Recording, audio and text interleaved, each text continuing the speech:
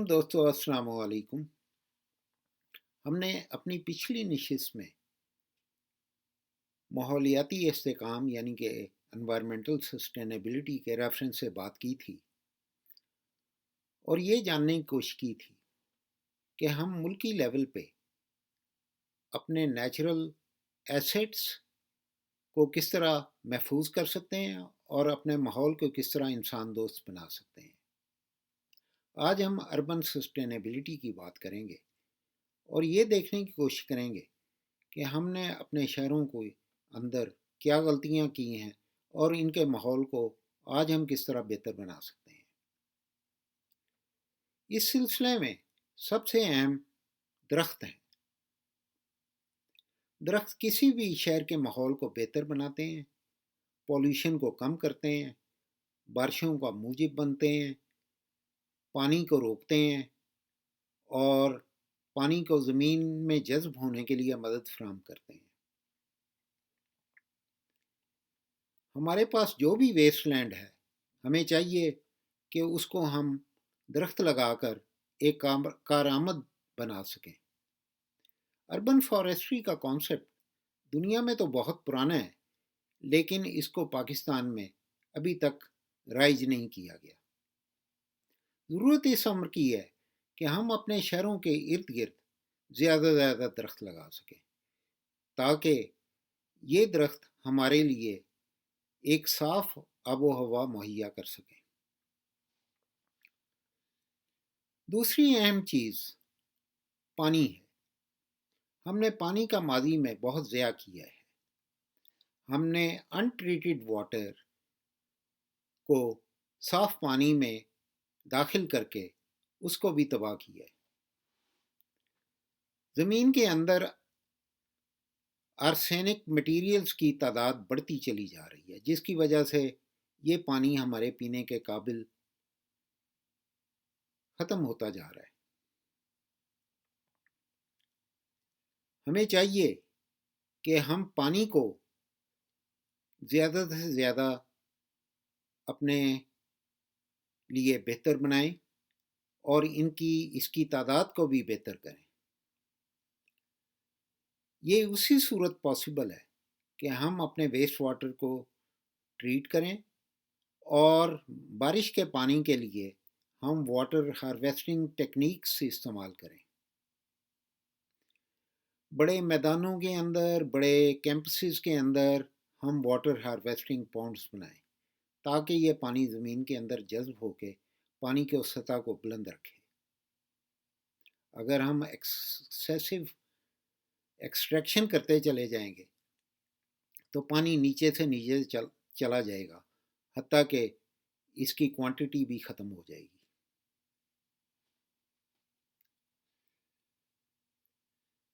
پانی کو سٹوریج کرنے کے لیے ہمیں نئے طریقے تلاش کرنے چاہیے۔ تیسری امپورٹنٹ چیز لینڈ یوزز ہے۔ ہم نے اپنی لینڈ یوزز کا بھی استعمال غیر منصفانہ کیا ہے۔ ڈینسٹی بڑھا لی ہے، لیکن اوپن ایریاز کی تعداد ہم نے کم کر دی ہے۔ گلیوں کے اندر درخت نہ ہونے کے برابر ہیں۔ لانس کے اندر یا چھوٹے گھروں کے سینوں کے اندر درخت نہ ہونے کی وجہ سے ہمارا جو ہیٹ آئی لینڈز ہیں وہ بڑھتے چلے جا رہے ہیں اور ماحول پہلے سے خراب ہوتا چلا جا رہا ہے۔ دوسری امپورٹنٹ چیز یہ ہے کہ ہم نے اپنے لینڈ یوزز کا غیر منصفانہ استعمال کیا ہے۔ ہم نے ہول سیل منڈیوں کو بھی شہر میں رکھا ہوا ہے۔ کام کرنے کے دفاتر بھی ہم نے شہر کے سینٹر میں رکھے ہوئے ہیں تاکہ ان وانٹڈ ٹریفک بھی شہر کے اندر آئے۔ ہول سیل منڈیوں کو ہم باہر شفٹ کر کے اپنے شہروں کے لیے ایک اچھا ماحول کریٹ کر سکتے ہیں۔ ٹریفک کی بھی کمی آئے گی اور ان وانٹڈ ٹریفک جو ہے وہ بھی شہروں کے اندر کم ہو جائے گی۔ ہم اپنی دکانوں کو اور خاص طور پہ برانڈڈ شاپس کو بھی شہروں کے سبرب میں منتقل کریں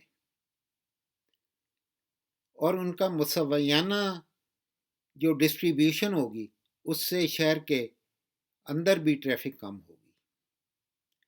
تیسری امپورٹنٹ چیز اس کے اندر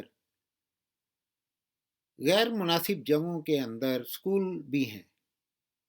یہ اسکول نہ صرف گھروں میں کھلے ہوئے ہیں بلکہ ان کے ساتھ نہ گراؤنڈز ہیں نہ ان کے ساتھ پارکنگ کے ایریاز ہیں، جس کی وجہ سے یہ اسکولز اور ان کی ٹریفک اسکولوں کے لیے مشکلات پیدا کرتی ہیں اور عوام کے لیے مشکلات بھی پیدا کرتی ہیں۔ ضرورت اس امر کی ہے کہ محکمہ ایجوکیشن صرف ان اسکولوں کو نئے اسکولوں کو کھولنے کی اجازت دے جن کے پاس پارکنگ اور گراؤنڈز کے لیے جگہ ہوں، ورنہ گھروں کے اندر اسکولوں کے کھولنے کو جو ہے وہ ڈسکریج کرے۔ چوتھی امپورٹنٹ چیز ٹرانسپورٹیشن ہے۔ ضرورت اس امر کی ہے کہ ہم سیف ٹرانسپورٹیشن کو اپنے شہروں کے اندر قائم کریں۔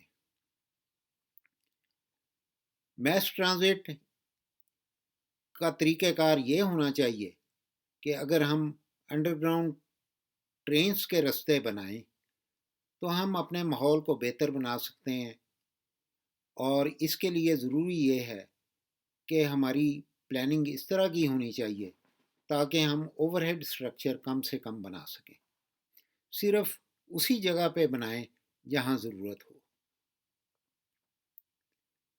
حال ہی میں ہمارے شہروں کے اندر بے شمار ٹرانسپورٹیشن کا انفراسٹرکچر بنا ہے جس سے شہروں کے جو گرین سٹی کا کانسیپٹ تھا وہ بالکل ختم ہو چکا ہے۔ اب یہ کانکریٹ سٹی کی شکل میں نظر آتے ہیں۔ یہ ماضی میں ہمارے سے غلطی ہوئی ہے، لیکن ہم اس غلطی کو ٹھیک بھی کر سکتے ہیں۔ میں آپ کے سامنے کوریا کے شہر سول کی مثال دیتا ہوں، جہاں پہ چنگچی ریور کے اوپر پہلے اس کے اوپر کوریج کی گئی کانکریٹ کے ساتھ، پھر اس کے اوپر روڈ بنائی گئی، پھر اس کے اوپر ایک اور اوور ہیڈ روڈ بنائی گئی تاکہ میس ٹرانزٹ کے لیے اس کو استعمال کیا جائے۔ حکومت وقت نے اس سارے انفراسٹرکچر کو توڑ کر اس کو دوبارہ ریوائیو کیا اور اسی چنگی ریور کو عوام کے لیے کھول دیا تاکہ وہ یہاں پہ شہر کے اندر اس کی نیچر، اس کی کوالٹیز کو انجوائے کر سکیں۔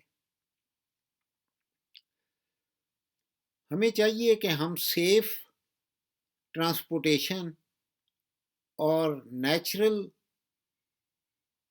جو طریقہ کار ہیں اس کے اوپر اس کو استعمال کریں۔ چوتھی چیز ریسائکلنگ ہے۔ ہم نے اپنے ویسٹ مٹیریلز کو کبھی ریسائکل نہیں کیا اور نہ ہی اس کو اس ترتیب کے ساتھ رکھا ہے کہ ہم اپنی جو سالڈ ویسٹ ہے اور جو ریسائکل مٹیریل ہے اس کو علیحدہ علیحدہ کر سکیں۔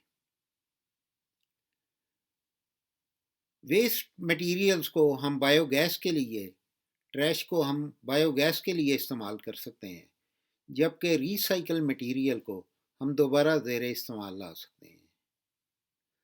دنیا میں بہت زیادہ اس کے طریقہ کار ہیں۔ مثلا سری لنکا کے اندر اگر آپ کاغذ لے کے جائیں گے تو آپ کو چھوٹ ملے گی۔ اگر آپ کسی کانفرنس میں جائیں اور کچھ کاغذ لے جائیں تو آپ کو کانفرنس فیس نہیں دینی پڑے گی۔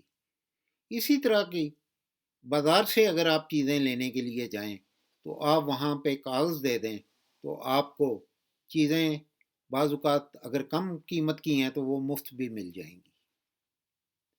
بہت سارے انسینٹیو دیے گئے ہیں تاکہ ہم اس پلاسٹکس کو اوائڈ کر سکیں۔